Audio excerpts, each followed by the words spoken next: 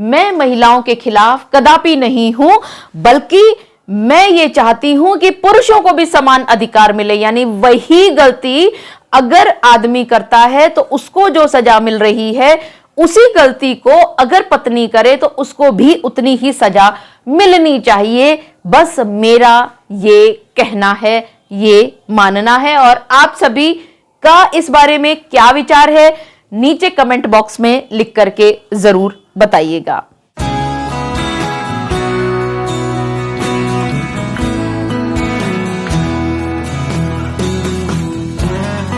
आप सभी ने अक्सर ये देखा और महसूस किया होगा कि आप पतियों के खिलाफ आपकी पत्नियां जब झूठे केस किया करती हैं तो आप पतियों को बहुत घबराहट होती है, आप बहुत डर जाया करते हैं। आपको ये समझ में नहीं आता कि आपने जब अपनी पत्नी के खिलाफ कुछ नहीं किया है, उसके बावजूद भी उसने ऐसा झूठा सच्चा केस कर दिया है, तो अब क्या होगा। और इस घबराहट में, इस स्ट्रेस में, इस टेंशन में आप अपना मानसिक संतुलन खो बैठते हो और डिप्रेशन तक में चले जाया करते हो। आप सभी को ये बात सुन करके बहुत हैरानी होगी कि घरेलू झगड़ों में पिछले साल यानी 2021 में 81,063 पतियों ने आत्महत्या की। सबसे पहले तो आप सभी को मैं अपने सारे वीडियोस में, अपने सारे के सारे सेशंस में एक ही बात बार बार गला फाड़ करके चिल्ला करके बताया करती हूं कि आपको डरना नहीं है, आपको आपकी पत्नी के झूठे केसों से स्ट्रेस नहीं लेना है, परेशान नहीं होना है, बल्कि खुद डरने की बजाय उनको डराना है, उनको परेशान करना है। और ऐसे बहुत सारे अधिकार हैं जो आप सभी पतियों के पास भी होते हैं। जरूरत है तो सिर्फ इस बात की कि आप अपना मानसिक संतुलन खोए बगैर आप अपनी शक्तियों को बटोर करके उन अधिकारों का समय समय पर प्रयोग करके इन झूठी पत्नियों को मजा चखाएं।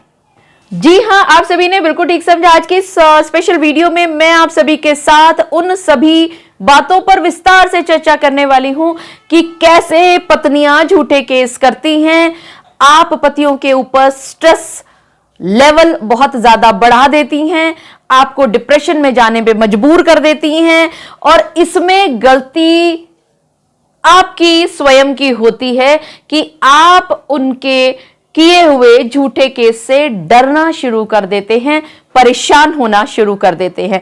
तो आपको यहां पर यह बताना जरूरी समझूंगी कि वो कुछ भी करती रहे, आपके चेहरे पर मुस्कान की एक लकीर हमेशा आनी चाहिए।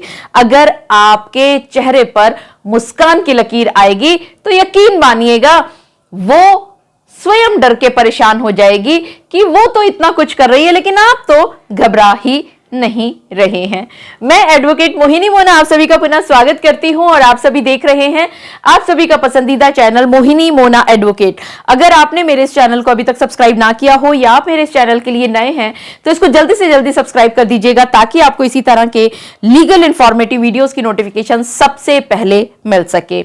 आगे चलने से पहले आप सभी के साथ मैं NCRB यानी राष्ट्रीय अपराध रिकॉर्ड ब्यूरो के कुछ आंकड़ों का जिक्र करना चाहूंगी।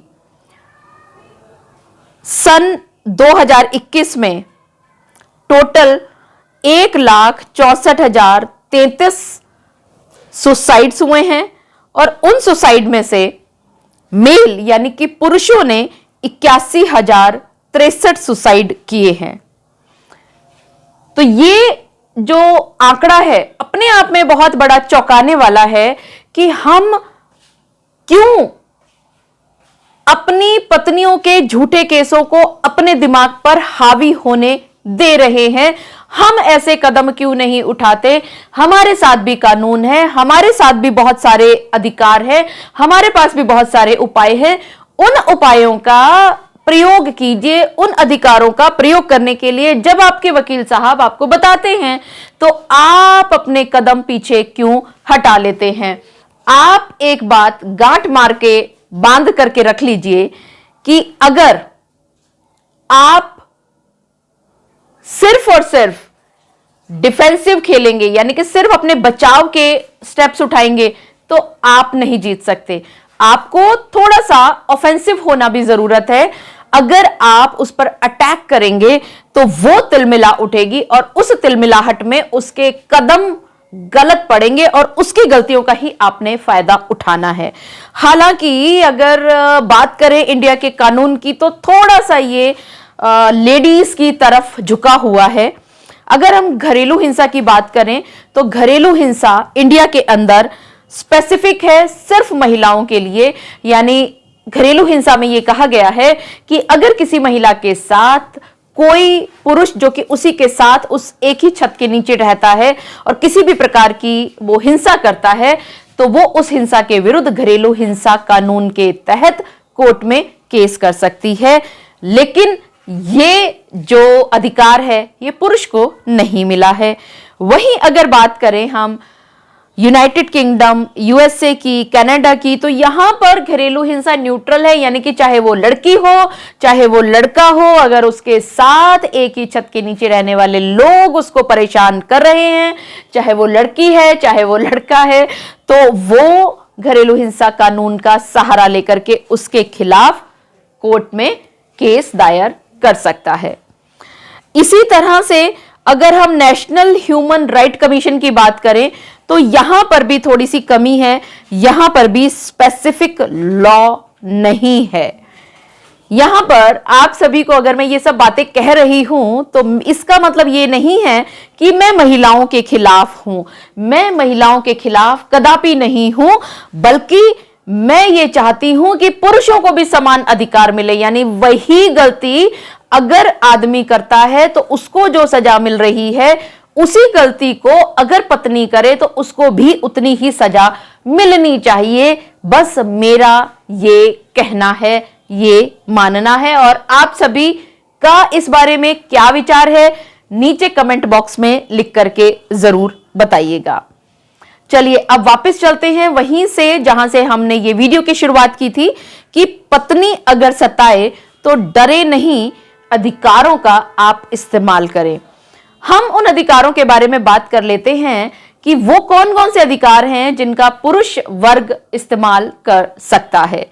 सबसे पहला अधिकार, अगर आपकी पत्नी हिंसा और उत्पीड़न आपके साथ कर रही है तो आपके पास भी शिकायत का अधिकार है, लेकिन आप कभी भी शिकायत करने नहीं जाते, क्योंकि आप कहीं ना कहीं इस डर में रहते हैं कि आपकी बेइज्जती हो जाएगी, आपकी इंसल्ट हो जाएगी। मेरा ये कहना है कि अगर शिकायत करने में, झूठी पत्नियों की झूठी कंप्लेंट करने से इज्जत नहीं खराब होती, तो अगर आपकी पत्नी सच में आपके साथ गलत व्यवहार कर रही है तो आपकी इज्जत नहीं जा रही है, उस पत्नी की जा रही है। और उस पत्नी की इज्जत को जाने से आप क्यों बचाएंगे जब वो आपके साथ इतना गलत कर रही है।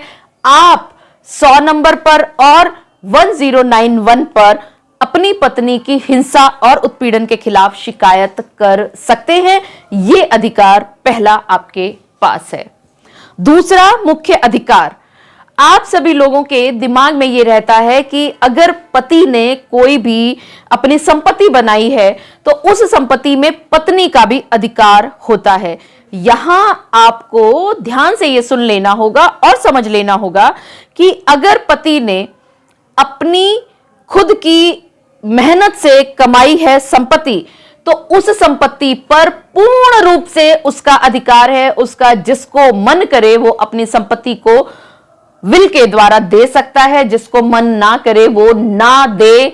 इसमें पत्नी कहीं से भी किसी भी कानून के अंतर्गत आपसे कोई भी वो संपत्ति में अधिकार नहीं मान सकती, क्योंकि ये आपकी सेल्फ अर्न्ड प्रॉपर्टी हुआ करती है। चलते हैं तीसरे महत्वपूर्ण अधिकार की तरफ। अगर आपकी पत्नी आपके साथ मेंटल हैरेसमेंट करती है तो आप पुलिस के पास भी जा सकते हैं शिकायत करने के लिए और कोर्ट में भी शिकायत कर सकते हैं। पहले ये जान लेते हैं कि असल में ये मेंटल हैरेसमेंट होती क्या है।